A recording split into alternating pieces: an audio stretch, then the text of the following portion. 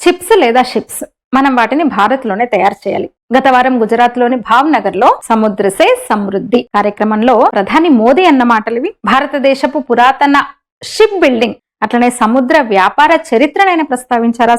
ఈ సందర్భంగా దేశం మెరైటైమ్ వారసత్వాన్ని పునరుజ్జీవనం చేయాలని పిలుపునిచ్చారు ఆయన. గుజరాత్ భావనగర్ లో ఈ ప్రోగ్రాం జరుగుండొచ్చి సమావేశంగానే మొత్తం దేశానికి సంబంధించింది. అది భారతదేశం కొన్ని శతాబ్దాలుగా కూడా ప్రపంచంలోని మెరైటైమ్ శక్తిగా ఉంది. మనం ఒకప్పుడు అతిపెద్ద షిప్ బిల్డింగ్ కేంద్రం మనది భారత్ ప్రపంచంలోనే. మన దేశం తీర ప్రాంత రాష్ట్రాల్లో నిర్మించిన ఓడలు దేశీయ అట్లనే ప్రపంచ వ్యాపారంలో పాల్పంచుకునేవి.